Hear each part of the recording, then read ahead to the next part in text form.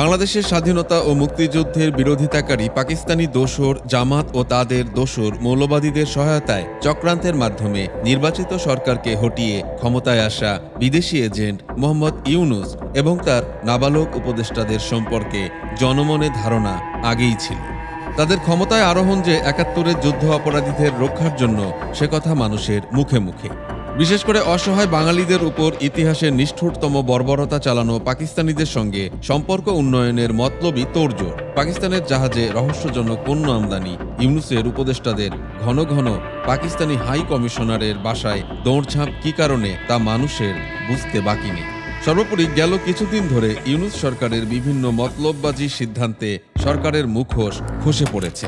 গত পরশু রাতে সচিবালয়ে পরিকল্পিত আগুনে সরকারি কর্মকর্তাদের আন্দোলন ধামাচাপা দেওয়ার অপচেষ্টার মধ্যেই শুক্রবার ছুটির দিনে আন্তঃবাহিনী জনসংযোগ পরিদপ্তর থেকে এক অদ্ভুত ধরনের বিজ্ঞপ্তি এলো, যে বিজ্ঞপ্তিতে মুক্তিযুদ্ধের বিরোধিতাকারী রাজাকার আল-বদরের শিরোমণি গোলাম আজম পুত্র পুনর্বাসিত করার তথ্য জানানো হয়। ৩০ লক্ষ শহীদ ও ২ লক্ষ মা বোনের সম্ভ্রমে পাওয়া স্বাধীন বাংলাদেশে বিজয়ের মাস ডিসেম্বরে জাতীয় স্মৃতিসৌধে জুতা পায়ে প্রধান উপদেষ্টার চূড়ান্ত অবমাননা, বীর মুক্তিযোদ্ধা আব্দুল হাই কানুকে জুতার মালা পরিয়ে হেনস্থার ক্ষত শুকাতে না শুকাতেই গত মঙ্গলবার যুদ্ধ অপরাধীদের শিরোমণি গোলাম আজমের পুত্রকে পুনর্বাসনের সিদ্ধান্ত হয় বলে শুক্রবারের বিজ্ঞপ্তিতে জানানো হয়। সেনাবাহিনীতে কর্মরত থেকে দেশবিরোধী চক্রান্তের সুনির্দিষ্ট অভিযোগে ২০০৯ সালের ২৩ জুন ব্রিগেডিয়ার জেনারেল আবদুল্লাহিল আমান আজমিকে বাহিনী থেকে বরখাস্ত করা হয়। একই বছরের ২৪ জুন থেকে বিতর্কিত এই সেনা কর্মকর্তাকে প্রযোজ্য সব ধরনের আর্থিক ও